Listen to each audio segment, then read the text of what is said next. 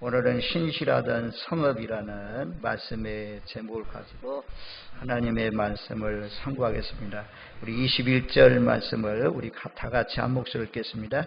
신실하던 성읍이 어찌하여 창기가 되었는고, 정의가 거기에 충만하였고 공의가 그 가운데 거하였더니 이제는 살인자들 뿐이로다. 우리 이사야서는 66장으로 이루어졌는데 1장부터 39장까지는 구약의 내용을 따르고 있고 40장부터 66장까지는 27장은 신약과 비슷한 그런 내용입니다. 구약은 심판, 책망에 대한 말씀들이 많고 신약은 위로와 소망을 주는 그런 말씀이 많지 않습니까? 그래서 오늘 본문 말씀을 보면 이사야의 전체 전체 구성을 딱 1장 오늘 본문 말씀에서 잘 요약해 주고 있습니다. 처음에는 이스라엘 백성들이 이 타락한 가운데 있었지만 하나님께서 찌꺼기를 제거하시고 불순물을 다 제거하시고 연단하셔서 본래와 같이 처음과 같이 다시 회복한다는 그런 말씀입니다. 처음에는 몇 가지 제약을 지적하고 있습니다. 오늘 1절 말씀에 21절 말씀에 신실하던 성읍이 어찌가 창기가 되었는고. 우리 창기는 창녀를 말씀하잖아요. 몸을 파는 여인, 남편이 있는데도 불구하고 다른 남자하고 동침을 하고 선을 넘어가는 그런 여인을 창녀라고 합니다. 창기라고 하고 매춘부라고 합니다. 여기는 몸을 파는 직접적인 그런 뜻도 있지만 영적 간음이라는 뜻이 더 많습니다. 우리가 이제 오늘 21장 29절 우리 30절 우리 두 구절 말씀을 한번 같이 읽겠습니다. 너희가 기뻐하던 상수리 나무로 말미암아 너희가 부끄러움을 당할 것이요 너희가 택한 동산으로 말미암아 수치를 당할 것이며 너희는 잎사귀 마른 상수리 나무 같을 것이요 물 없는 동산 같으리니. 상수리 나무 아래에 제단을 쌓아놓고 거기에 도움을 요청하고 또한 택한 동산, 잎사귀 많은 상수리 나무 아래 이런 데서 하나님을 기쁘시게 하는 것이 아니라 우상의 제단들을 쌓아놨다는 거죠. 하나님을 섬겨야 할 이스라엘 백성들이 창기가 된 이유는 영적 가난이죠. 그래서 바신, 아스라신, 몰록의 열방의 신들을 따라갔다라고 말씀해요. 우리는 하나님만 섬기고 하나님만 경배하고 하나님만 바라보고 살라고 하나님께서 우리를 제약 가운데서 우상 섬김에서 헛된 우상 숭배에서 우리를 빼내주셨습니다. 다시 옛날로 돌아가지 마시고 이스라엘 백성들이 애굽에서 건져내 주셨는데 광야의 길을 가는 동안 모세가 딱 없어지니까 만든 것이 무엇입니까? 금송아지 만들어 놓고 여기까지 우리를 인도한 신이라고 그렇게 주장하고 그 신 앞에서 뛰놀았던 것처럼 그래서 하나님이 진멸해서 죽이려고 했을 때 모세가 중보기도함으로 이 백성을 여기까지 인도한 것은 하나님의 명예가 달려있는데 이 백성을 여기서 다 죽이면 다른 열방의 사람들이 하나님을 뭐라고 하겠습니까? 하나님의 영광을 위해서 좀 살려주세요. 이 백성을 죽이려면 차라리 내 이름을 생명책에서 여호와의 기름책에서 기념책에서 지워주세요 라고까지 기도할 때에 하나님께서 모세의 기도를 들으시고 이스라엘 백성들을 용서해 주셨습니다. 첫 번째 신실하던 이스라엘 백성들의 성읍이 예루살렘이 또 이스라엘 전체 나라가 이와 같이 이곳저곳에서 많은 우상을 섬기는 그런 가운데 있었다라고 말씀해요. 그리고 정의가 거기에 충만하였고 그 가운데 공의가 거하였다. 공의 정의가 충만한 우리나라가 점점 공의가 사라지고 정의가 사라지고 있는 그런 가운데 있는데 이런 신실한 성읍이 계속해서 주님이 오시는 날까지 신실한 그런 나라로 공의 정의가 흘러넘치는 그런 나라가 되기를 위해서 우리가 많이 기도해야 될 줄로 믿습니다. 우리가 정치인들에게 선거 때마다 기대하잖아요. 선거 때마다 또 공약을 많이 하잖아요. 선거 끝나고 보면 백성들에게 실망을 많이 주는데 하나님 이 땅에 정치적인 지도자든 종교적인 지도자든 방백들로 하여금 정의 공의 가운데 서서 정말 하나님께도 실망시키지 않고 신실한 성읍처럼 복된 나라가 될 수 있도록 우리가 기도해야 될 줄로 믿습니다.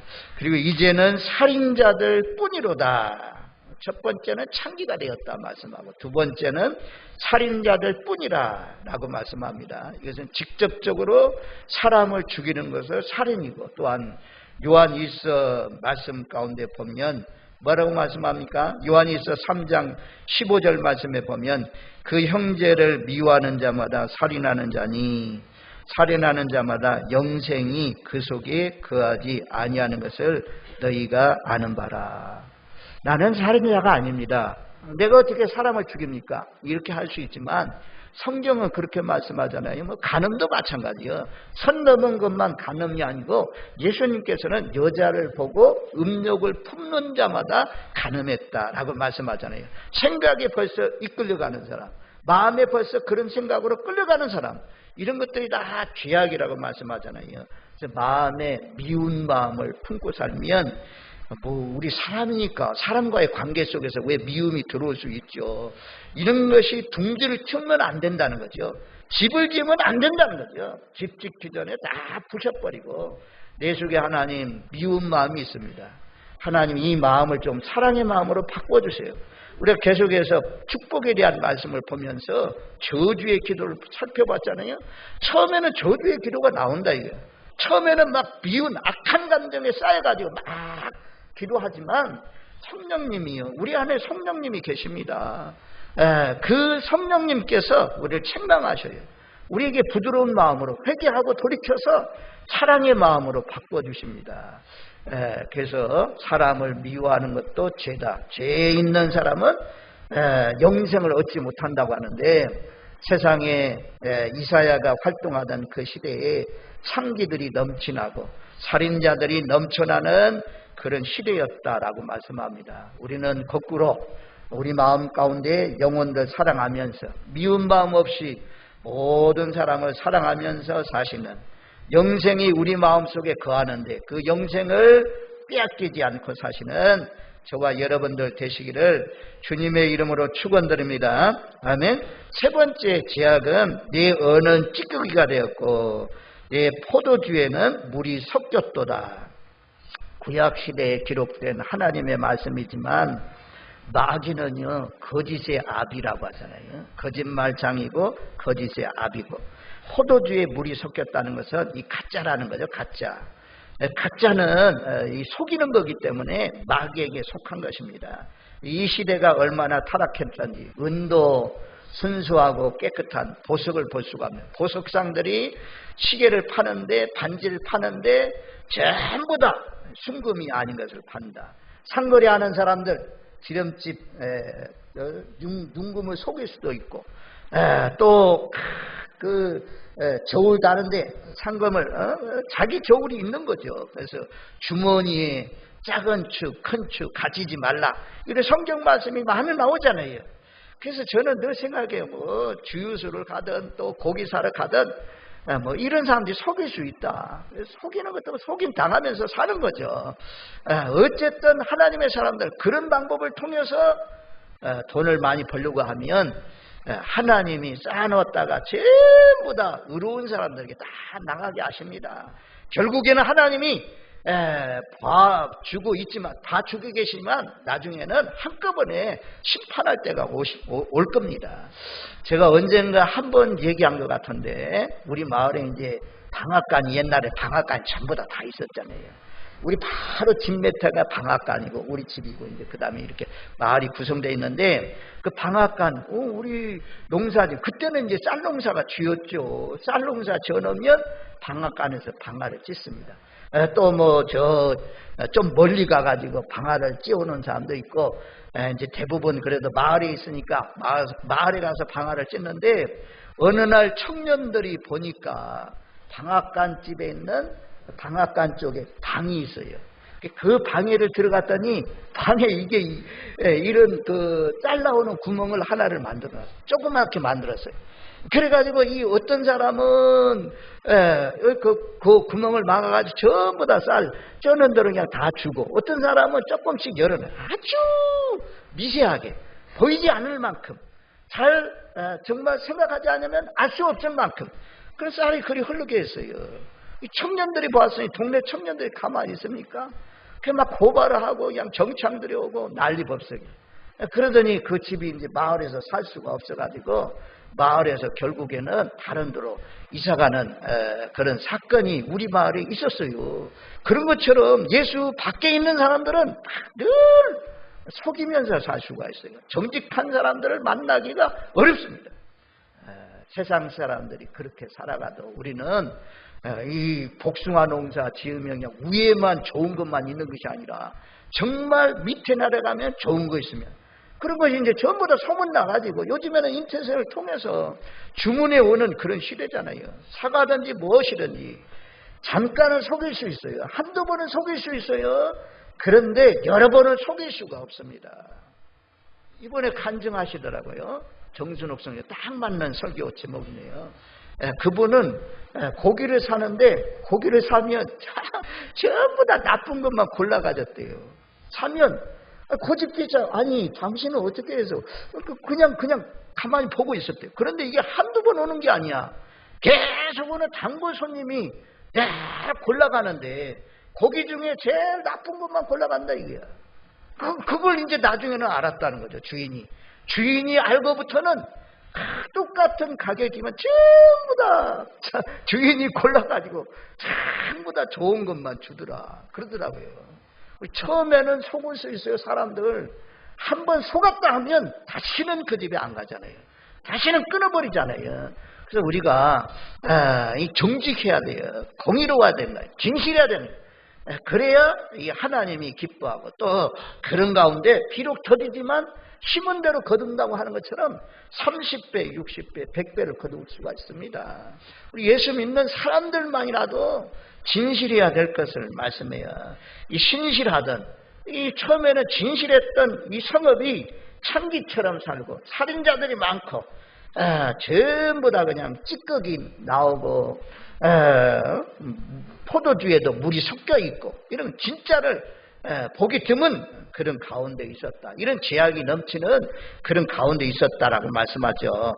그 다음에 23절 말씀에 보면 내 고관들은 패역하여 도덕과 짝하며 다 뇌물을 사랑하며 예물을 구하고 고아를 위하여 신원하지 아니하며 과부의 송사를 수리하지 아니하는 도다. 고관들이 누굽니까? 지도자들 아닙니까? 방백들. 이런 사람들이 패역하다는 거죠. 타락했다는 거죠. 도둑과 짜간다. 도둑과 하나가 되었다. 그러니까 범죄하는 갱단이나 마약하는 사람들, 또 도박하는 사람들, 매춘 이런 데도 전부 다 누가 끼어 있습니까?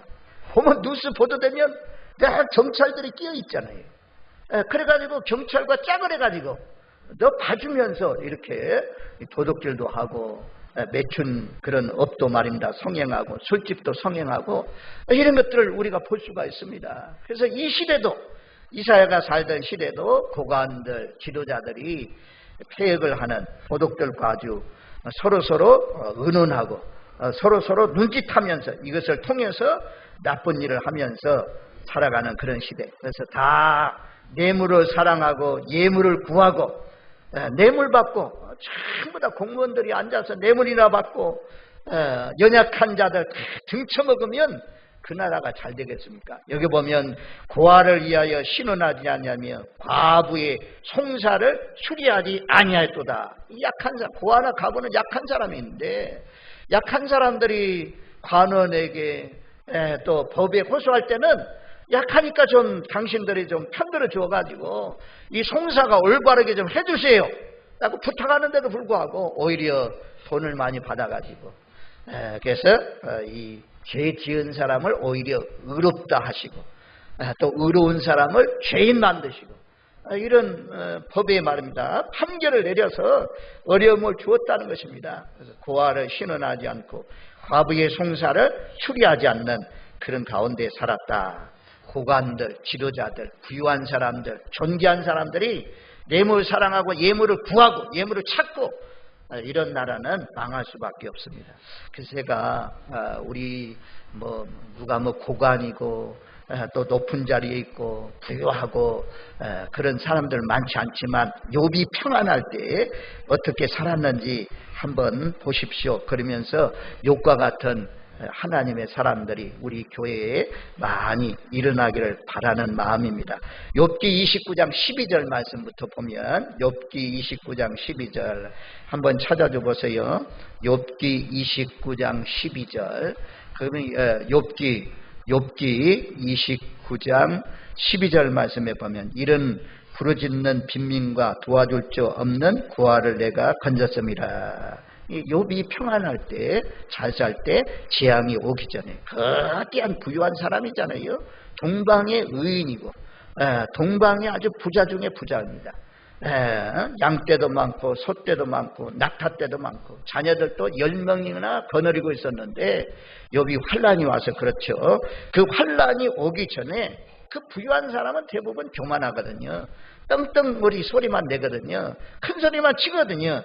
그런데 이 욥은 부르짖는 빈민들, 부르짖는다는 것은 어렵기 때문에 양식이 없기 때문에 부르짖는다는 거죠. 도움을 요청한다는 거죠.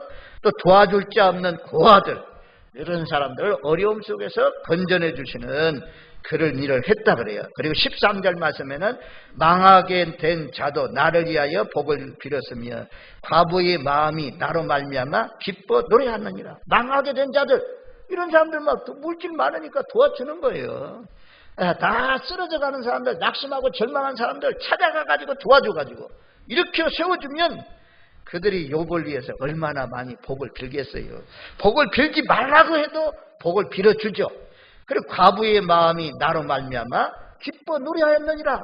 과부는 남편도 없고 자식들하고 살다 보니까 너무너무 힘들고 어려운데 이 욥과 같은 선한 마음을 가지고 도와주니 과부가 탄식해야 되는데 과부가 말입니다. 노래를 부르는 기뻐 노래를 불렀다 그래요. 14절에는 내가 을을 옷으로 삼아 입었으며 나의 정의는 겉옷과 모자 같았느니라. 아주 어렵고 정의롭게 순결하게 그리고 여호와를 경외하는 사람, 악에서 떠난 사람은 이 같은 사람을 볼 수가 있겠느냐 라고 하나님이 자랑했던 것처럼 아주 그냥 의의 옷, 정의의 옷을 입고 살았다 말씀합니다. 또 15절 말씀에 보면 자 15절 16절 말씀 우리 두 구절 말씀 한번 영상 보면서 15절 16절 같이 읽습니다. 나는 맹인의 눈도 되고 다리 저는 사람의 발도 되고 빈궁한 자의 아버지도 되며 내가 모르는 사람의 송사를 돌보아 주었으며 아멘. 맹인들의 눈, 맹인이 안 보이니까 길 안내하는 그런 일들도 해주기도 하고 다리 저는 사람들 발도 되었다.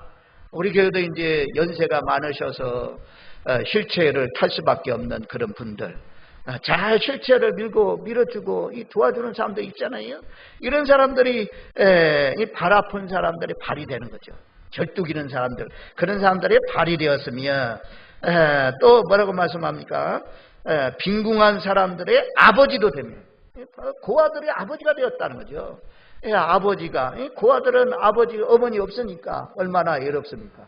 도움을 줄 사람이 없는데 욥은 잘 살 때 이런 고아들의 아버지가 되고 또 내가 모르는 사람의 송사를 돌보아 주었으며 라고 말씀합니다. 이게 얼마나 참 하나님의 사람들이 살아가는 방법입니까? 욥은 악에서 떠난 사람이다. 하나님을 경외한 사람이다. 순전하고 정직한 하나님의 사람이다 라고 말씀하잖아요. 그래서 좋은 교회는 이런 욥과 같은 욥이 환난을 당하기 전에 이런 사람들이 많은 거죠. 예수님이 그렇게 살고 또 하나님의 사람들을 대부분 복을 받아도 자기만 누리는 것이 아니라 요셉처럼 담을 뛰어넘어가는 복이 다 민족을 살리고 여러 열방을 살려낸 것처럼 하나님이 우리 교회에 또 우리나라에 복을 주신 이유는 흘러가게 하라는 거죠. 여러분들 가정에 남달리 많은 축복을 주셨다는 것은 남은 몰라도 적어도 자기 친족들, 형제들이 있잖아요. 자녀들이 있잖아요. 그런 사람들 돌보라고 하나님이 주셨어요. 우리 교회도 적지만 선교지에도 또 많이 흘러가게 하고 또 신학교 학생들에게도 흘러가게 하고 이웃을 돌아보면서 사는 그런 분들이 많이 있습니다. 앞으로 장래 우리가 심어놓으면 우리 자녀들 대에 가서는 더 크게 일할 수 있도록 하나님께서 복을 주실 줄로 믿습니다. 하여튼 약한 자의 편이 되라는 거죠. 약한 자, 연약한 자의 편이 되라는 거죠. 그 다음에 17절 말씀도 중요한 말씀이에요. 자, 욥기 29장 17절 말씀 우리 한번 같이 읽습니다. 불의한 자의 턱뼈를 부수고 노획한 물건을 그 이사에서 빼내었느니라. 불의한 자들, 노획한 물건, 이런 사람들은 대부분 약한 사람이 아닙니다. 강한 사람입니다. 오늘 이사야에서 등장하고 있는 이 뇌물을 사랑하고 뇌물을 막 구하는 이런 관원들, 이런 사람들 말씀하는 거예요. 그래서 가난한 사람들 거 빼앗는다 이거. 고아들 게 빼앗는다 이거. 이런 사람을 보면 노아가 뭐라고 말씀해요? 참 노아는 욥은 대단한 사람이에요. 불의한 자의 턱뼈를 부쉈다 그래요. 정말로 턱뼈를 부쉈겠습니까? 불의한 자들이 가난한 사람들 거 막 취하는 거 보면 분노해가지고 그걸 빼앗아다가 원주인에게 돌려주는 그런 일을 했다는 것입니다. 이 노획한 물건들 이사야에서 빼었다라고 말씀하잖아요. 하나님 잘 섬기는 사람들은 약한 자는 약한 자의 편, 약한 자처럼 내려가시고 또 부유한 자는 부유한 자처럼 되어가지고 그렇게 대한다는 것입니다. 특별히 더군다나 이 연약한 자를 잘 돌아보는 사람이 정말 의인이죠. 믿음의 의인이죠. 욥 얼마나 참 훌륭합니까? 이 보면 뭐 사람들이, 과부들이 그냥 노래 부르면서 축복할 수밖에 없고 가난한 사람들이 축복할 수밖에 없는 그런 사람입니다. 다시 한 번 더 욥기 29장 12절로 우리 17절 말씀까지 제가 설명해 드렸으니까 마음에 새기면서 한번 다 같이 읽습니다. 이는 부르짖는 빈민과 도와줄 자 없는 고아를 내가 건졌습니다. 망하게 된 자도 나를 위하여 복을 빌었으며 과부의 마음이 나로 말미암아 기뻐 노래하였느니라. 내가 을을 옷으로 삼아 입었으며 나의 정의는 겉옷과 모자 같았느니라. 나는 맹인의 눈도 되고 다리 저는 사람의 발도 되고 빈궁한 자의 아버지도 되며 내가 모르는 사람의 송사를 돌봐 주었으며 불의한 자의 턱뼈를 부수고 노획한 물건을 그 이사에서 빼냈느니라. 아멘. 정말 우리나라가 또 우리 사회가 이런 사람이 많을 때 하나님이 기뻐하는 신실하던 성읍에 정의가 충만하고 공의가 충만했다라는 것처럼 공의, 정의가 흘러넘치는 충만한 그런 나라가 될 수 있는 거죠.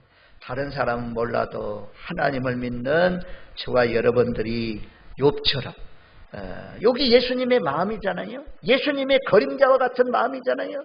예수님도 뭐 바리새인들, 서기관들, 율법자들이 막 나오면 예수님 그러잖아요. 이 회칠한 무덤 같은 사람들아, 외식하는 자들아, 너희 잔과 속은 그냥 탐욕으로 가득하다 나가면서 너희 잔부터 깨끗해라 나가면서 예수님이 강하게 말씀하잖아요. 이 독사의 새끼들아 막 하면서 예수님은 아주 대단해요.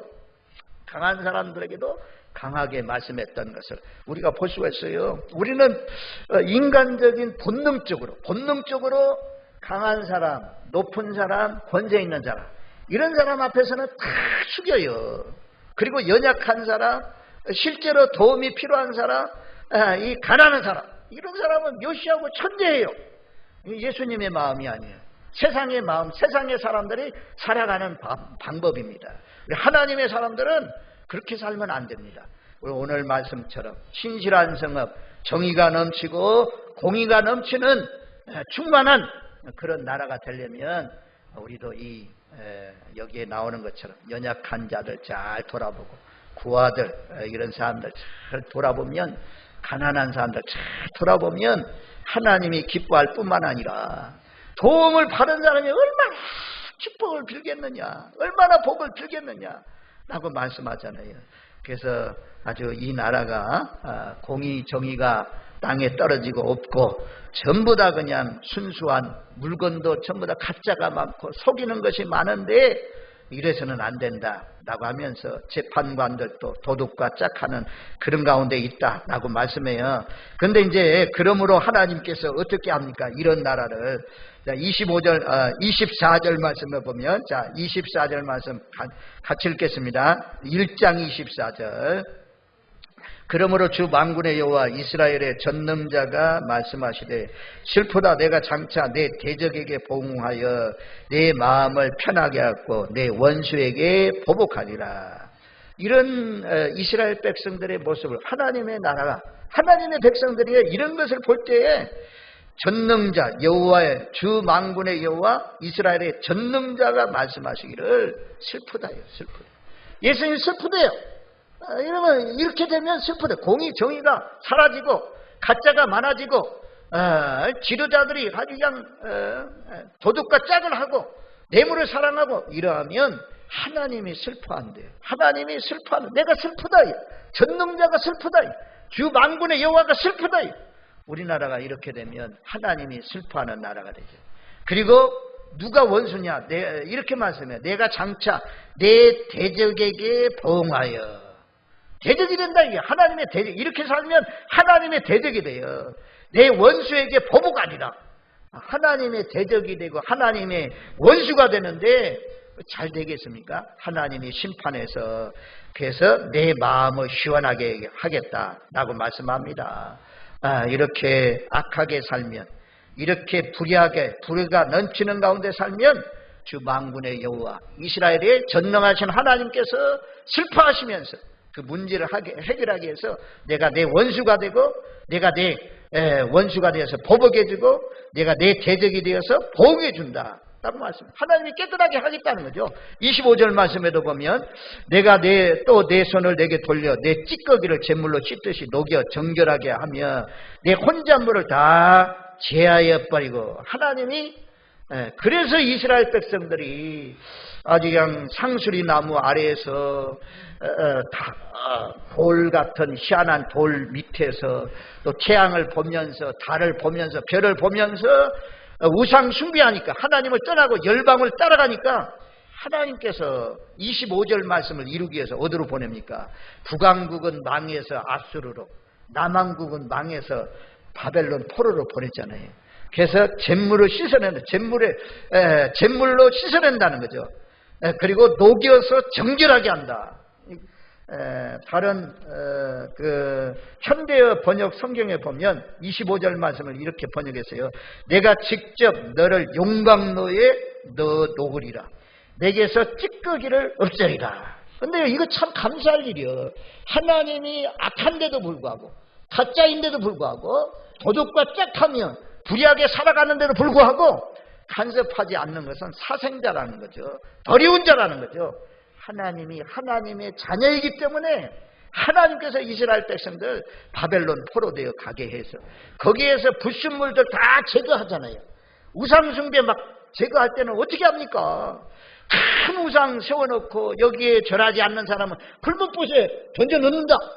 풀무불 속에 들어가면서도 우상 숭배하지 않고 하나님을 경배하잖아요. 그렇게까지 하면서 믿음을 지키는 순수한 믿음으로 불순물을 다 떼어내서 하나님께서 이스라엘 백성들을 정금과 같이 나오게 하셨습니다. 하나님, 우리도 하나님이 보실 때 잘못 살면 이런 불 속에 던져 넣어서 아주 우리의 불순물, 찌꺼기를 잘 하나님께서 깨끗게 하는 그런 과정을 거칠 수 있다는 사실을 기억하십시오. 더 이상 연단 받아서야 되겠습니까? 연세 많으신 분들은 또 우리가 끝까지 하나님 나라에 들어갈 때까지 연단이 있어요. 왜냐하면 그래야 씻고 그래야 또 씻고 예수님을 바라고 십자가를 바라보기 때문에. 아무튼 이스라엘 백성들 이렇게 공의 정의가 무너지고 재판관들도 그냥 도둑과 짝을 하고 뇌물을 사랑하고 뇌물을 구하고 이러니까 하나님께서 그들을 불순물을 제거하기 위해서 녹여서 정결케 하기 위해서 용광로에 집어넣는다라고 말씀해요. 그래서 깨끗하게 하겠다. 그래 깨끗해야 하나님이 쓰시잖아요. 스가랴서 13장 9절 말씀에 보면 스가랴서 13장 8절 9절 여호와가 말하노라 이 온 땅에서 3분의 2는 멸망하고 3분의 1은 거기 남으리니 내가 그 3분의 1을 불 가운데 던져 은같이 연단하며 금같이 시험할 것이라.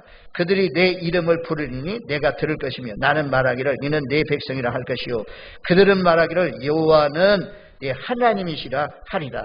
3분의 1은 다 죽인다 이게. 그리고 바벨론 포로에서 돌아올 때 3분의 1이 돌아오는데 그 돌아온 3분의 1은 불 가운데 던져서 은을 연단하시듯이 금을 연단하듯이 연단하셔서 나오게 하셨다.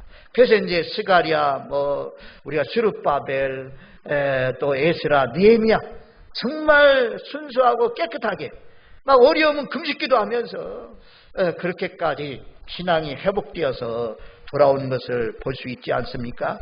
하나님이 하여튼 더러우면, 하나님이 악하면 하나님이 불용광로에 집어 던져 넣어서 회개하게 만들고 깨끗하게 만들어서 쓰신다 말씀이에요. 더럽도록 해서 지옥 가게 하는 것보다도 새롭게 회개시켜서 고난을 당할지라도 우리가 주님 앞에 돌아오면 그것이 할렐루야죠. 영적으로 생각하면 할렐루야지만 육은 너무너무 견디기 힘든다는 거죠. 어렵다는 거죠. 그 다음에 이제 하나님께서 그렇게 해서 27절 말씀해 보면, 자, 27절 말씀, 26절 말씀해 보면 본래와 같이 회복할 것이다. 그리한 후에 내가 의의 성읍이라 진싱한 성읍이라 불리리라 하셨나니, 그 다음에 27절 우리 같이 읽습니다. 시온은 정의로 구속함을 받고 그 돌아온 자는 공의로 구속함을 받으리라. 정의가 구속다. 정의로 이제 핏값으로 구속을 산다는 거잖아요. 정의가 회복되는 것, 공의가 회복되는 것을 구속함을 받으리라 라는 말씀으로 표현했습니다. 우리도 전날에는 불의가 가득 차고 욕심이 가득 차고 악하였던 나만 아는 그런 사람들이었는데 이웃도 생각할 줄 몰랐는데 하나님의 은혜로 말미암아 이제는 신실한 사람으로 정의 공의가 넘치는 사람으로 늘 욕과 같이 하나님을 순전하고 정직하게 하나님을 경외하면서 어려운 사람들을 돌아보면서 하나님이 기뻐하는 하나님을 경외하는 사람으로 사시는 저와 여러분들 되시기를 바랍니다.